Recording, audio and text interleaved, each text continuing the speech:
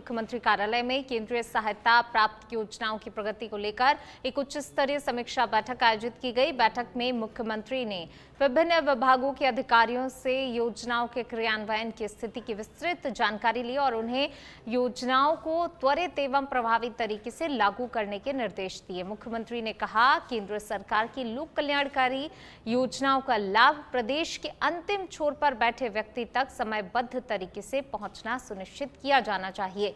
उन्होंने अधिकारियों से कहा कि योजनाओं के क्रियान्वयन में किसी भी प्रकार की लापरवाही न बरती जाए और सभी विभाग आपसी समन्वय के साथ काम करें। मुख्यमंत्री ने अंत्योदय के संकल्प को धरातल पर उतारने पर जोर देते हुए कहा कि सरकार का उद्देश्य समाज के अंतिम पंक्ति में खड़े व्यक्ति तक विकास और कल्याणकारी योजनाओं का लाभ पहुंचाना है।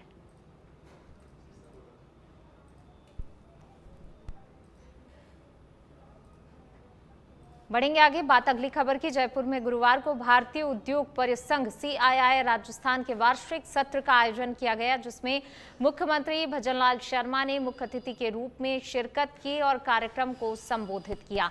इस दौरान मुख्यमंत्री ने युवाओं को निजी क्षेत्र में रोजगार के लिए नियुक्ति पत्र वितरित किए, तो वहीं महिलाओं को उद्यमिता को बढ़ावा देने के उद्देश्य से वाउचर पत्र भी सौंपे। मुख्यमंत्री ने कहा कि राज्य सरकार युवाओं को रोजगार के अवसर उपलब्ध कराने और महिलाओं को आर्थिक रूप से सशक्त बनाने के लिए लगातार प्रयास कर रही है। उन्होंने उद्योग जगत और सरकार के बीच बेहतर समन्वय पर भी जोर दिया। कार्यक्रम में मुख्य सचिव V श्रीनिवास, CII के पदाधिकारी और राज्य के विभिन्न उद्यमी भी उपस्थित रहे। देखा होगा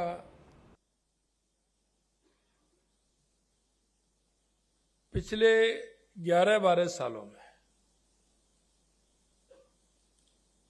देश के यशस्वी प्रधानमंत्री नरेंद्र मोदी जी के नेतृत्व में देश के अंदर परिवर्तन होते हुए आपने देखा है। विशेषकर मैं उनसे ज्यादा कहना चाहता हूं जो मेरी उम्र के लोग हैं या मेरे से बड़े हैं, लेकिन युवा साथियों को भी ध्यान होगा कि 2014 से पहले देश की स्थिति क्या थी, देश किन परिस्थितियों में चल रहा था, किस तरह की देश के सामने चुनौती थी। उन चुनौतियों से आगे बढ़कर के हमारे यशस्वी प्रधानमंत्री नरेंद्र मोदी जी ने हमारे देश को एक रफ्तार देने का काम किया और लगातार आप देख रहे हैं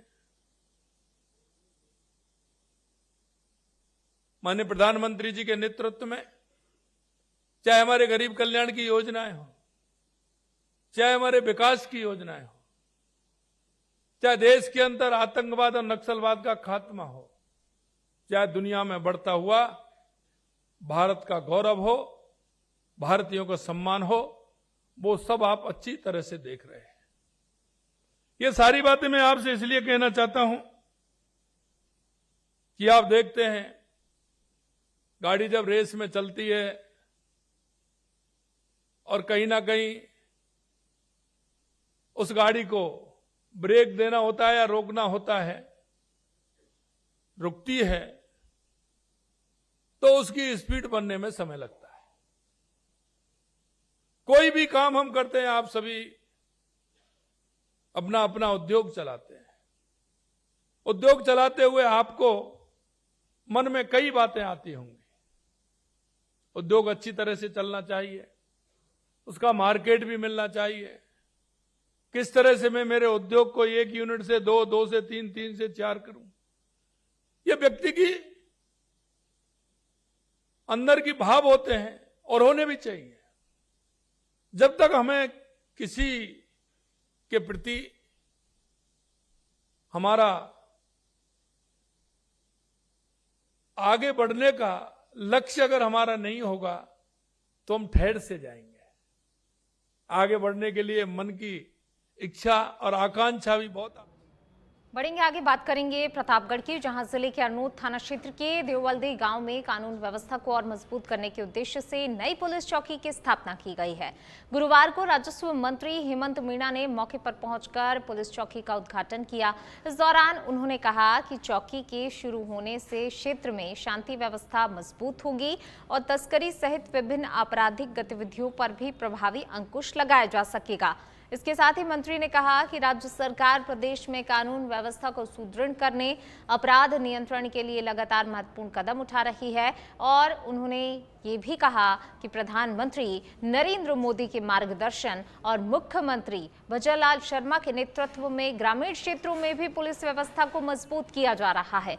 कार्यक्रम में जिला पुलिस अधीक्षक बी आदित्य, अतिरिक्त पुलिस अधीक्षक बलवीर सिंह, उप पुलिस अधीक्षक चंद्रशेखर पालीवाल सहित कई अधिकारी, जनप्रतिनिधि और ग्रामीण मौजूद रहे। कई तरह की अखबारों के माध्यम से सूचनाएं सुनी जाती है, उसका निवारण करने के लिए इस क्षेत्र में इस स्थान पर चौकी का निर्माण राजस्थान सरकार के माध्यम से किया गया है और आने वाले समय में इसके माध्यम से इस क्षेत्र में शांति की स्थापना होने के साथ साथ दो तस्करों का मामला है वो समाप्त होगा और इसी के माध्यम से एक संदेश पूरे क्षेत्र में जाएगा कि राजस्थान की सरकार पूरी तरह से अपराध को, पूरी तरह से इस तस्करी को रोकने के लिए सक्षम के साथ साथ ऐसे महत्वपूर्ण निर्णय लेके इस क्षेत्र में। चलिए बढ़ेंगे आगे, जयपुर से खबर है, जहां जयपुर ग्रामीण एसपी डीआईजी राशि डोगरा के निर्देश पर नशे के खिलाफ कार्रवाई तेज कर दी गई है। चंदबाजी और शाहपुरा इलाके में डीएसटी टीम ने 2 अलग अलग मामलों में मादक पदार्थ तस्करों को पकड़कर अवैध डोडा पोस्त बरामद किया है। प्रताप यूनिवर्सिटी के पास तस्कर के कब्जे से 4.736 किलोग्राम अवैध डोडा पोस्त बरामद किया गया है। वहीं चंदवासी में मादक पदार्थ सप्लायर रणजीत के मकान से 3.050 किलोग्राम अवैध डोडा पोस्त और 1,44,400 रुपए बरामद किए गए हैं।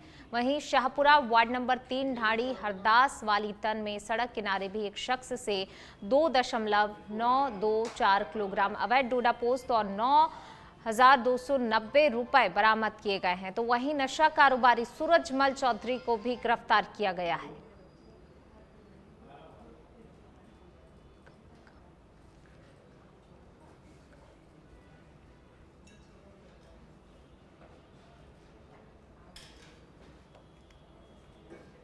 चलिए बढ़ेंगे आगे, जयपुर से खबर, डीसीपी वेस्ट हनुमान प्रसाद मीणा का एक्शन।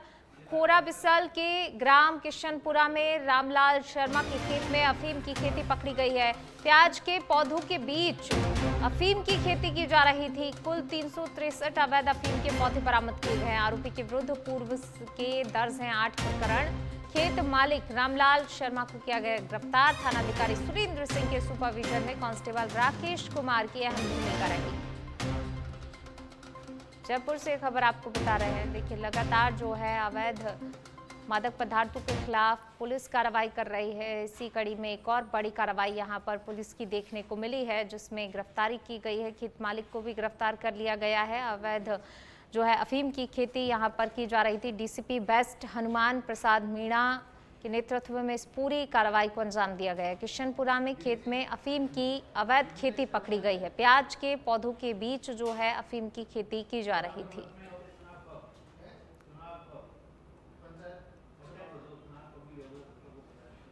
बढ़ेंगे आगे, राजस्थान के 12 जिले में अंता के समीप लधवाड़ा गांव में 38 वर्षीय युवक का शव खेत में पेड़ से लटका हुआ मिला, जिससे इलाके में सनसनी फैल गई। पुलिस एएसआई घनश्याम नागर ने बताया कि सूचना मिलने पर पुलिस मौके पर पहुंची और शव को नीचे उतारकर अस्पताल पहुंचाया गया, जहां पोस्टमार्टम के बाद शव परिजनों को सौंप दिया गया। मृतक की पहचान पांचूलाल गुर्जर के रूप में हुई है, जो कि पिछले 2 दिनों से घर से लापता बताया जा रहा था। बताया जा रहा है खेत पर गए एक किसान ने पेड़ से लटका शव देखा और इसकी सूचना परिजनों को दी। फिलहाल पुलिस इस पूरे मामले की जांच पड़ताल में जुटी हुई है और मौत के कारणों का खुलासा नहीं हो पाया है।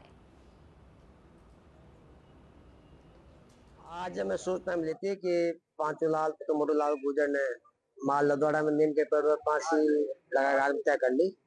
सूचना पर वहां पर पहुंचे तो पांचोलाल की लाश नीम के पेड़ की लटकी हुई मिली थी, जहाँ पर परिजन मौजूद थे।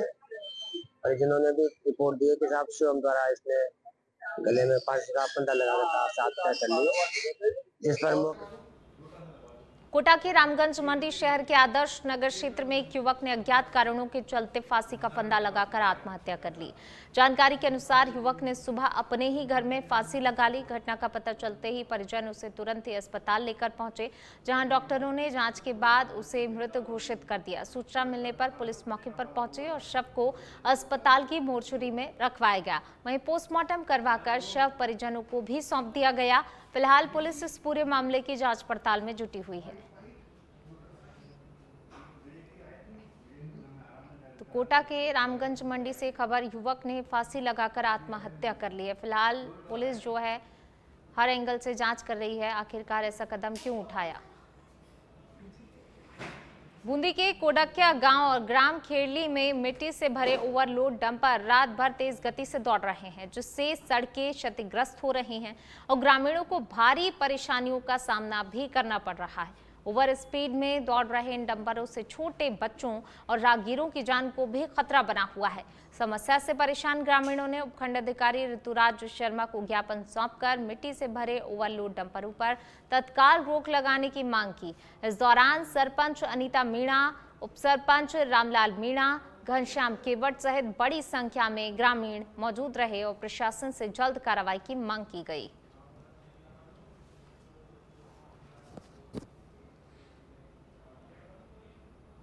बांसवाड़ा के सागबारी गांव में गुरुवार को एक दर्दनाक सड़क हादसे में 1 साल के मासूम की पानी की बाल्टी में डूबने से मौत हो गई।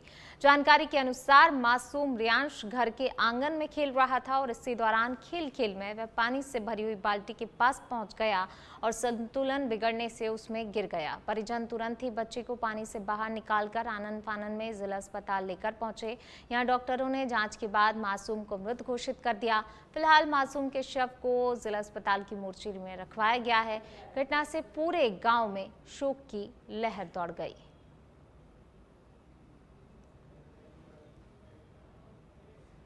टोंक के उनियारा से खबर है, जहां आरएएफ, सीआरपीएफ और पुलिस ने फ्लैग मार्च निकाला। उनियारा थाना से मुख्य मार्गों तक फ्लैग मार्च निकाला गया। आगामी चुनाव और ईद के त्योहार को देखते हुए ये फ्लैग मार्च निकाला गया। क्षेत्र में शांति और कानून व्यवस्था बनाए रखने का संदेश जो है इस मार्च के दौरान दिया गया। सीओ आकांक्षा चौधरी, थानाधिकारी कप्तान सिंह मौजूद रहे। आरएएफ, सीआरपीएफ अधिकारी और पुलिस बल ने इसमें हिस्सा लिया। और ये तस्वीरें फ्लैग मार्च निकालते हुए जवान, क्योंकि आगामी समय में त्योहार और ऐसे में जो है कानून व्यवस्था को लेकर पुलिस अभी से अलर्ट मोड पर है।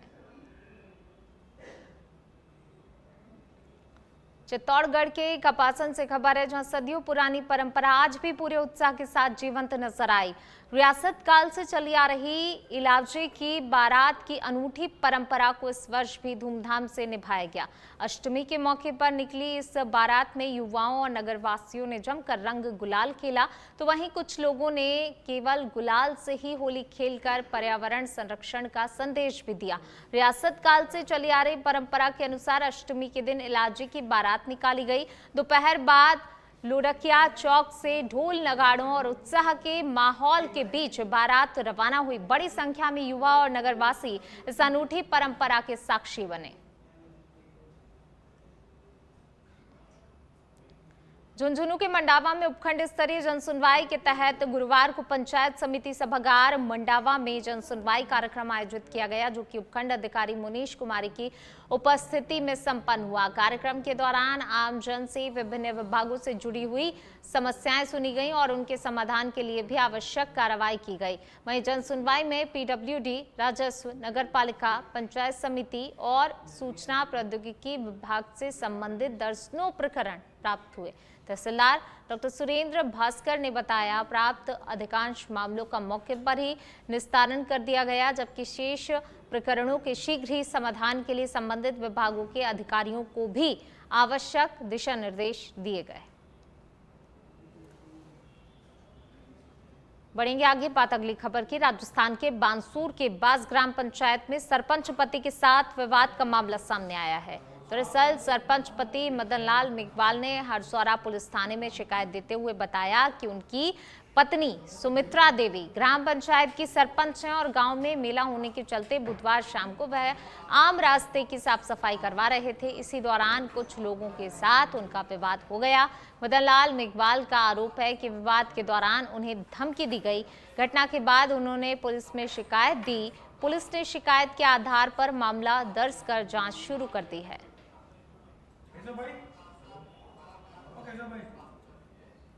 बढ़ेंगे आगे, बात करेंगे अब दौसा की। जिले के सिकराय में राज्य सरकार के निर्देश अनुसार उपखंड मुख्यालय पर ब्लॉक स्तरीय जन सुनवाई का आयोजन किया गया। जन सुनवाई का नेतृत्व विधायक विक्रम वंशीवाल ने किया, जहां क्षेत्र के विभिन्न गांवों से पहुंचे लोगों ने सड़क, बिजली, पानी और शिक्षा से जुड़ी समस्याएं रखी। इस दौरान ईटका गांव में शमशान घाट के लिए भूमि नहीं होने, गिजगढ़ में बिजली के पोल हटाने और ठुकरा कस्बे में खराब पेयजल पाइपलाइन की समस्या प्रमुख रूप से सामने आई। विधायक विक्रम वंशीवाल ने अधिकारियों को निर्देश दिए कि आमजन की समस्याओं का प्राथमिकता से समाधान किया जाए। तो वहीं जन सुनवाई के दौरान वन विभाग और खाद्य विभाग सहित कुछ विभागों के कर्मचारी अनुपस्थित भी पाए गए, जिस पर विधायक ने नाराजगी जताई और संबंधित अधिकारियों को कारण बताओ नोटिस जारी करने के निर्देश दिए गए। सभी अधिकारियों के साथ मिलकर हमने जन सुनवाई का कार्यक्रम रखा था। पूरे प्रदेश में कार्यक्रम चल रहा है और जो भी यहाँ पे समस्याएं आई उनको हाथों हाथ निपटाने का हमने पूरा प्रयास किया। कई विभाग अनुपस्थित रहे हैं जन सुनवाई में। वन विभाग कई बार आपकी जन सुनवाई से नाराज करता है। जो विभाग अभी नहीं आए हैं उनके अधिकारियों को मैंने जनता को बोला है कि एक बार बात करें और उनको नोटिस दें। किस प्रकार के प्रकरण अधिकार है? ज्यादातर रस्तों के, सब्जियों के और जमीनों के प्रकरण ज्यादा आए थे। कुछ बिजली पानी के भी हमने संज्ञान में लिए, क्योंकि आने वाला समय गर्मी का है और इसे पीने के पानी की बहुत आवश्यकता पड़ेगी, तो उसको देखते हुए हमने। और अब खबर कुम्हेर से है। जिला कलेक्टर उत्सव कौशल ने गुरुवार को पंचायत समिति कुम्हेर में आयोजित अटल जन सेवा शिविर का निरीक्षण किया। इस दौरान उन्होंने आमजन की समस्याओं को सुना और त्वरित समाधान के निर्देश दिए। इसके बाद कलेक्टर ने उप जिला चिकित्सालय कुम्हेर और बस स्टैंड स्थित श्री अन्नपूर्णा रसोई का औचक निरीक्षण किया। रसोई में भोजन की गुणवत्ता और गैस सिलेंडरों की निर्बाध उपलब्धता सुनिश्चित करने पर भी जोर दिया।